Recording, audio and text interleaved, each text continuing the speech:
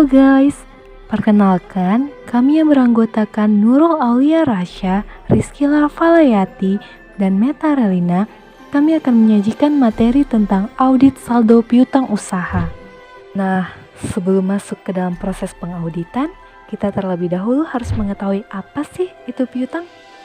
Piutang adalah klaim kepada pihak lain atas uang, barang, atau jasa yang dapat diterima dalam jangka waktu 1 tahun atau dalam satu siklus kegiatan perusahaan, di mana dalam piutang ini terdapat 2 jenis, yaitu piutang usaha dan piutang non-usaha. Ada beberapa transaksi yang mempengaruhi piutang usaha. Yang pertama, piutang usaha di debit, pendapatan penjualan di kredit.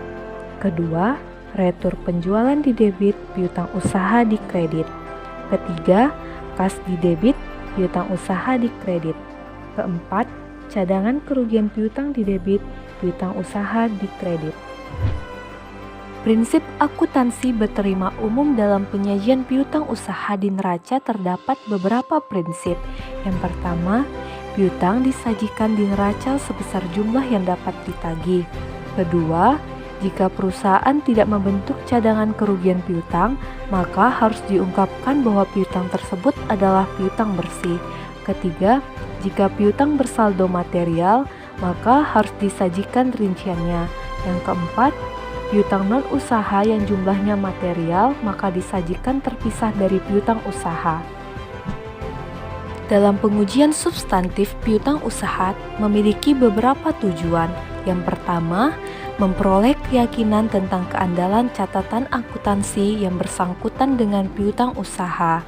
Yang kedua, membuktikan keberadaan piutang usaha dan keterjadian transaksi yang berkaitan dengan piutang usaha yang ada di neraca. Yang ketiga, membuktikan kelengkapan transaksi yang dicatat dalam catatan akuntansi dan kelengkapan saldo piutang usaha di neraca. Yang keempat, membuktikan hak dan kepemilikan klien atas piutang usaha di neraca.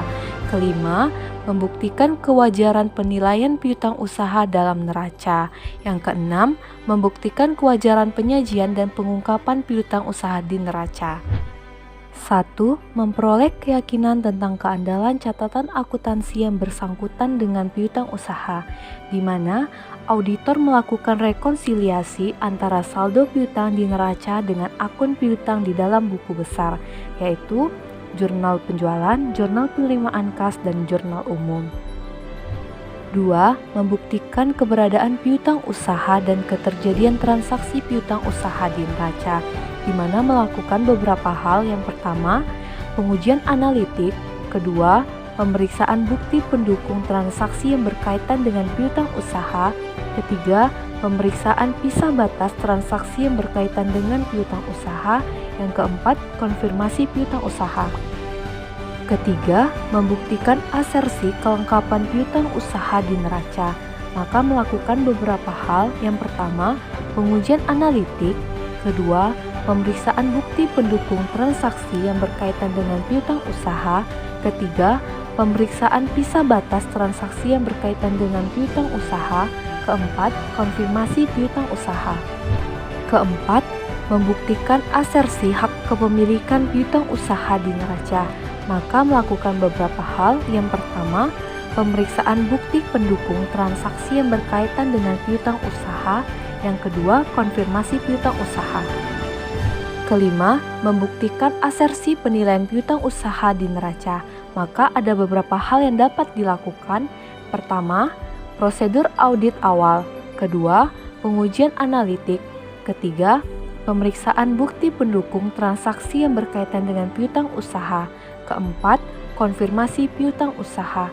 Kelima, penilaian terhadap kecukupan akun cadangan kerugian piutang.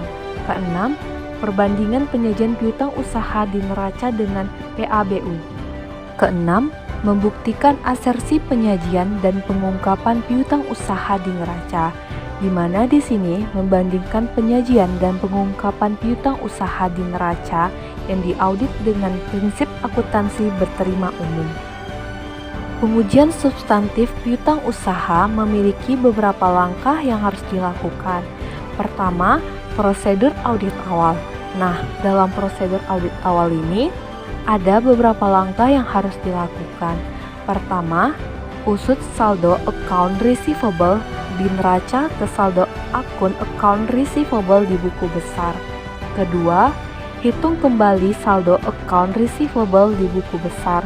Ketiga, review mutasi luar biasa dalam jumlah dan sumber posting ke account receivable dan cadangan kerugian account receivable.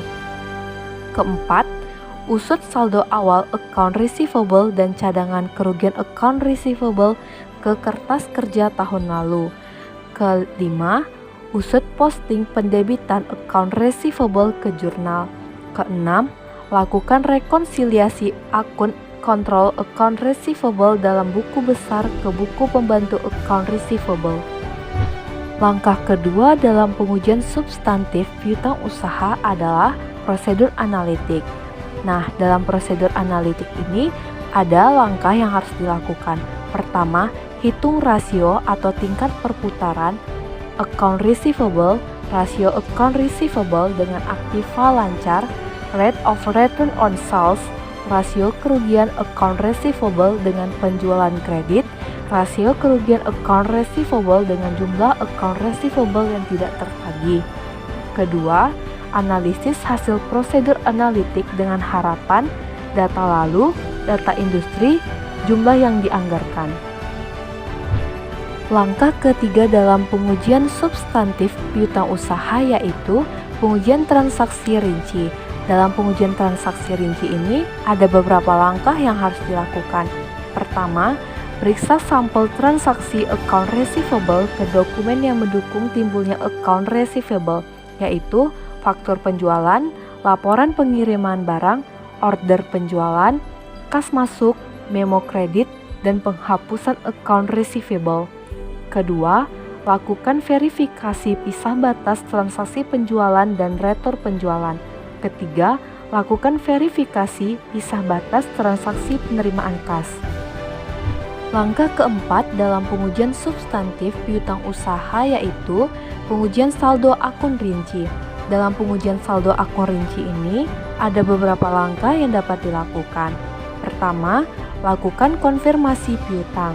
Kedua, lakukan evaluasi terhadap kecukupan akun cadangan kerugian piutang usaha yang dibentuk klien. Langkah terakhir dalam pengujian substantif piutang usaha yaitu verifikasi penyajian dan pengungkapan. Dalam verifikasi penyajian dan pengungkapan ini akan dilakukannya perbandingan antara penyajian piutang usaha di neraca dengan prinsip akuntansi berterima umum. Sekian yang dapat kami sampaikan tentang materi audit saldo piutang usaha. Jika ada salah kata, mohon dimaafkan. Dan jika ada koreksi mengenai yang kami sampaikan, silakan komen di kolom komentar.